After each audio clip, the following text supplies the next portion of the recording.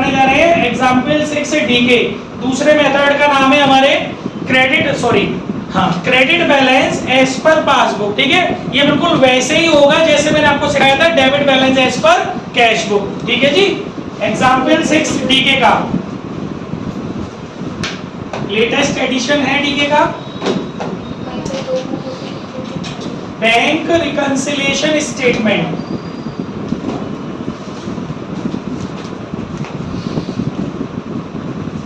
As on, यहां ये लिख के देना एज ऑन पर्टिकुलर्स अमाउंट।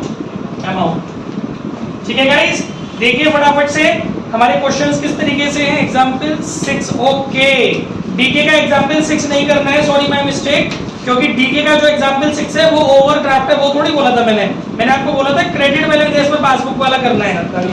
हाँ, तो ये आप लोगों को खुद से देखना था, ये वाली बात पहले ही बोल दी गई थी, credit balance as per passbook करना है। डीके का एग्जांपल 14 करा रहा हूं, एग्जांपल 14।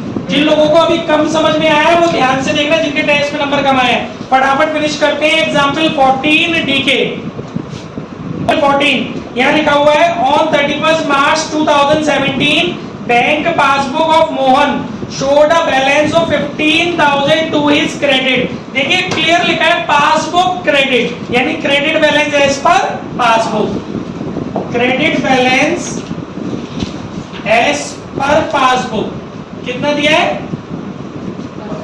15,000 रुपए का क्रेडिट बैलेंस हमको दिया हुआ है बच्चों, वो हमने यहाँ लिख दिया। ठीक है, फिर इसके बाद आपको बोला गया था यहाँ लिखना है ऐड और कुछ लाइनें छोड़ करके यहाँ लिखना है लेस, और फिर आपको एक स्पेशल वर्किंग नोट बताया गया है टैली बाई। यहाँ अगर पासबुक लिखा हुआ है तो टैली किससे होगा, कैश बुक से।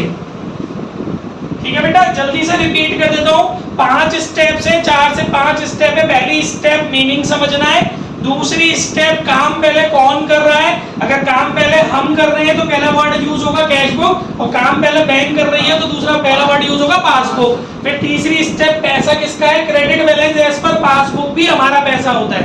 जैसे पिछली वीडियोस में हमने बताया debit balance as per cash book भी हमारा पैसा है, ऐसे ही credit balance as per passbook भी हमारा ही पैसा है। ठीक है, इसके बाद नेक्स्ट स्टेप बुक पलट, सेम साइन उसके आगे क्रॉस लगाना है। ठीक है, और 5वीं स्टेप टैली किससे कर रहे हैं, 5 स्टेप्स को फॉलो करना है। पहला पॉइंट है हमारे सामने, बिफोर द डेट ही had issued cheque amounting to ₹8,000, यानी हमने 8,000 रुपए के चेक इश्यू किए, which cheque amounting to 3,200 have so far been presented for payment, यानी हमने 8,000 रुपए के चेक इश्यू किए जिसमें से 3,200 रुपीस के चेक डेट तक पेमेंट के लिए बैंक में प्रेजेंट हो गए। यानी कि 8,000 में से 3,200 रुपए का काम तो हो चुका, कितने रुपए का काम नहीं हुआ बच्चों, माइनस कर लो।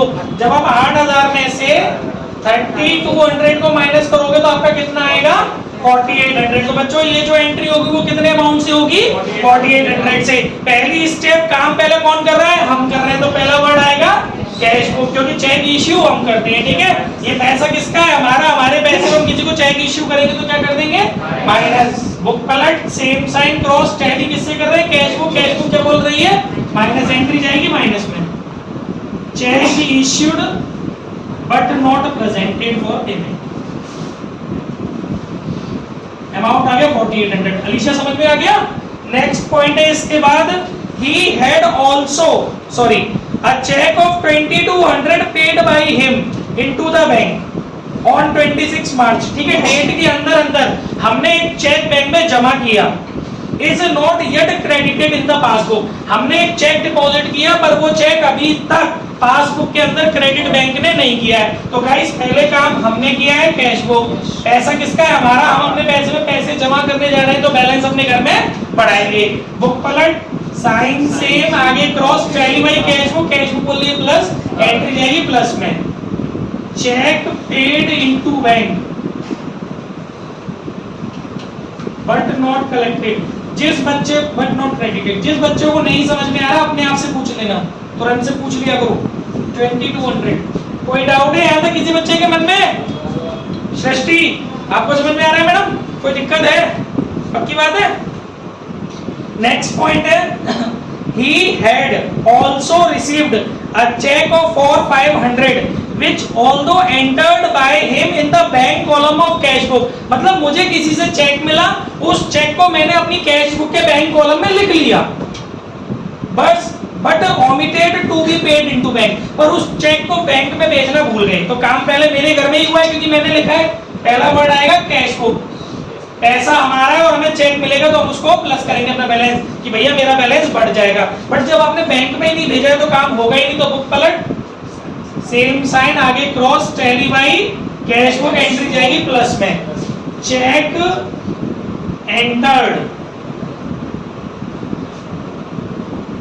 Entered in bank column of cash book but omitted to send into bank। कितना है 500। ठीक है बच्चों, कोई दिक्कत पीछे तक किसी को? हाँ जी, क्लियर है सबको? Next point, on 30 March a cheque for 1570 रुपए received by him was paid into bank. एक चेक मिला और उस चेक को हमने बैंक में डिपॉजिट कर दिया, but the same was omitted to be entered in cash book। इस बार हमको चेक मिला, हमने उस चेक को बैंक में डिपॉजिट कर दिया, हमने उस चेक को बैंक में डिपॉजिट कर दिया,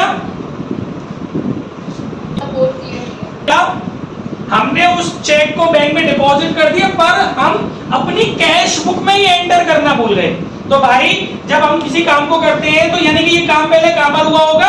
पासबुक में हुआ होगा। वैसे कैश बुक भी समझ सकते हो, लेकिन एग्जैक्टली ये काम पहले पासबुक में हुआ है, यानी कि पासबुक ने क्या करा है, हमारे बैलेंस को क्या कर दिया बेटा?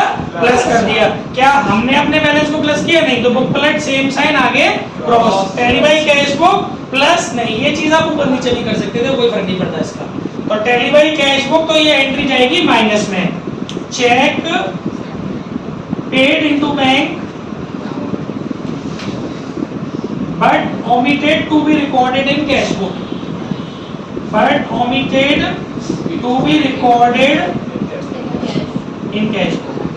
कितना अमाउंट? 1570 रुपए। ठीक है गाइस, नेक्स्ट पॉइंट है हमारा, there was a credit of 150 rupees for interest on current account. ठीक है, हमारे करंट अकाउंट में